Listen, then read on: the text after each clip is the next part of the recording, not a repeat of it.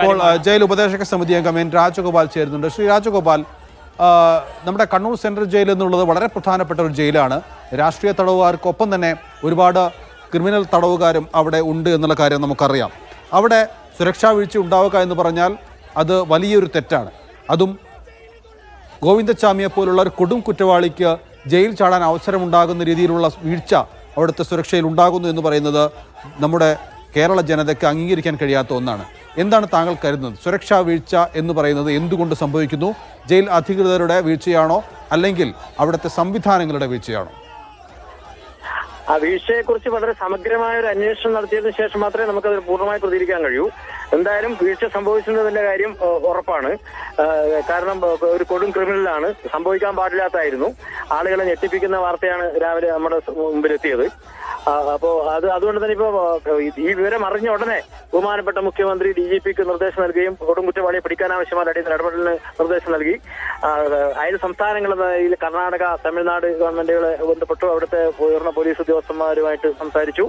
അങ്ങനെ എല്ലാ തരത്തിലും അന്വേഷണം വ്യാപിപ്പിച്ചു.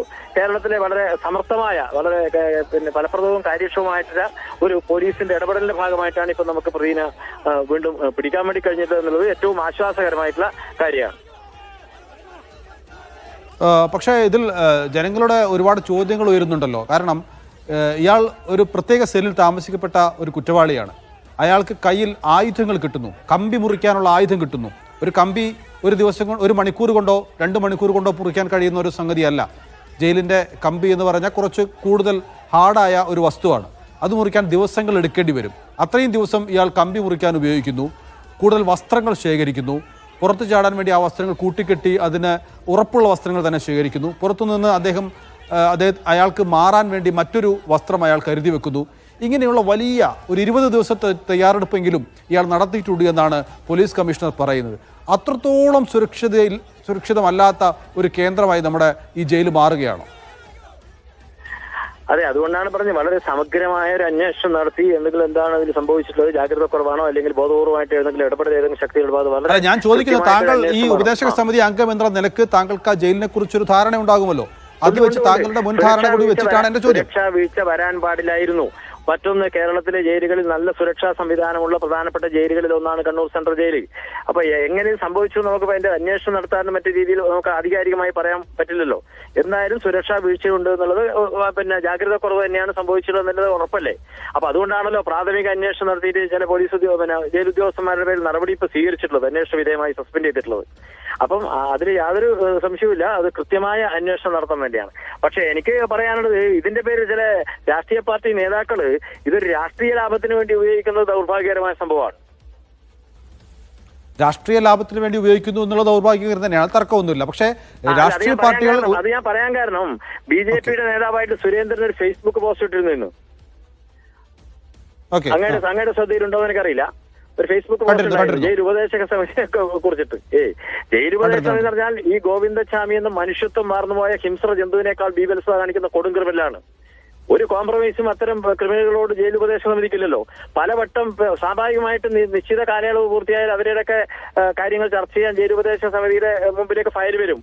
അതിനെക്കുറിച്ച് ആ ഘട്ടങ്ങളിലെല്ലാം ഒന്നിൽ കൂടുതൽ തവണ ജയിൽ ഉപദേശക സമിതി ഐകകണ്ഠേന അതില് ജില്ലാ പോലീസ് സൂപ്രണ്ട്, ജില്ലാ ജഡ്ജുണ്ട്, ജില്ലാ കലക്ടറുണ്ട്, അതുപോലെ ജയിൽ DGP ഉണ്ട്, ഉന്നത ഉദ്യോഗസ്ഥരുണ്ട്. ഇവരെല്ലാം അടങ്ങുന്നതാണ് ഉപദേശക സമിതി. ഏകകണ്ഠമായിട്ടായിരുന്നു. ആ ഫയൽ വരുമ്പോൾ തന്നെ നമ്മളങ്ങോട്ട് മാറ്റി വെക്കും. അതിന് ഒരു പുനഃപരിശോധനയും നടത്തേണ്ടതില്ല. അത്രയും കൃത്യമായിട്ടുള്ള ഒരു നിലപാടാണ് ജയിൽ ഉപദേശക സമിതിക്ക് അത്തരം കാര്യങ്ങളിലെല്ലാം തന്നെ. ശ്രീ എം രാജഗോപാൽ, ഞാൻ ഒരു സംശയം ചോദിച്ചോട്ടെ. ഇപ്പൊ ഇത്തരം താങ്കൾ ജയിൽ ഉപദേശക സമിതി അംഗം എന്ന നിലക്ക് ചോദിക്കുകയാണ്, ഇത്തരം പ്രതികൾക്ക് ഒരുക്കുന്ന സുരക്ഷാ സംവിധാനങ്ങൾ എന്തൊക്കെയാണ് ആ ജയിലിൽ? കണ്ണൂർ സെൻട്രൽ ജയിലിൽ ഗോവിന്ദച്ചാമിയെ പാർപ്പിച്ച സെല്ലിന്റെ പ്രത്യേകത എന്താണ്? ഇത്തരം കാര്യങ്ങളെ കുറിച്ച് താങ്കൾക്കറിയാമോ? അല്ല, അത് വളരെ സ്ട്രോങ് ആയിട്ടുള്ള ജയിൽ റൂമാണ്. അതിന്റെ അത്തരം സംവിധാനങ്ങളാണ്. ഒരു കാരണവശാലും പുറത്തു കിടക്കാൻ കഴിയാത്ത രൂപത്തിലേക്കുള്ള ഉറപ്പുവരുത്താൻ കഴിയുന്ന സംവിധാനമാണ്. അപ്പൊ ഇതിപ്പോ എങ്ങനെ സംഭവിച്ചു? അതുകൊണ്ടാണ് ഞാൻ പറഞ്ഞത്, അന്വേഷണം നടത്തിയാൽ മാത്രമേ പറയാൻ കഴിയൂ. അങ്ങനെ ഏതെങ്കിലും ഒരു സാധാരണ ലോക്കപ്പ് മുറി പോലെയുള്ള സംവിധാനമല്ല ഈ കൊടും കുറ്റവാളികളെ താമസിക്കുന്ന സെല്ല്. വളരെ ഭദ്രതയുള്ള, വളരെ സേഫ് ഇതായിട്ടുള്ള രീതിയിലുള്ള ഉറപ്പ് വരുത്തിയുള്ള സംഗതിയാണ് ആ ഭാഗം. അതിലൊന്നും യാതൊരു സംശയമില്ല. അത് മാത്രമല്ല, ഇതിനു മുമ്പ് എത്രയോ ഏറ്റവും വളരെ ഭീകരന്മാരായിട്ടുള്ള കുറ്റവാളികളെ പാർപ്പിക്കുന്നുണ്ടല്ലോ. അപ്പൊ ഇതെന്ത് സംഭവിച്ചു എന്നുള്ളത് അന്വേഷണം നടത്തി ഈ ജയിൽ കോമ്പൗണ്ടിന്റെ മതിലിൽ മുകളിൽ ഒരു ഇലക്ട്രിക് ഫെൻസിങ് കാണുന്നുണ്ട്. ഇതിലൂടെ വൈദ്യുത പ്രവാഹം ഉണ്ടോ, അതോ അത് തൽക്കാലം പിന്നീട് ആകാം എന്ന് വെച്ചതാണോ? അതെ, അതിപ്പം ഇല്ലാന്നില്ലാണ് മാധ്യമങ്ങളിലൂടെ ഞാൻ അറിയുന്ന കാര്യം. താങ്കൾ ഈ ഒരു പദവിയിൽ വഹിക്കുന്ന ആൾ എന്ന നിലക്കാണ് ചോദിക്കുന്നത്, താങ്കളുടെ അറിവ്. നേരത്തെ അല്ല, ജയിൽ ഉപദേശക സമിതിയുടെ ശ്രദ്ധയിൽ ഇപ്പൊ പെട്ടിട്ടുള്ള വിഷയമല്ല അത്. ഇപ്പൊ പറഞ്ഞതിന് ശേഷമാണ് നമ്മൾ ശ്രദ്ധയിൽപ്പെടുന്നത്. ഓക്കെ, വളരെയധികം നന്ദി ശ്രീ രാജഗോപാൽ പ്രതികരിച്ചതിന്. അതായത് ഇത് വളരെ ഗൗരവമുള്ള വിഷയമാണ്, അന്വേഷണം നടക്കേണ്ടതുണ്ട് എന്നാണ് അദ്ദേഹം സൂചിപ്പിക്കുന്നത്.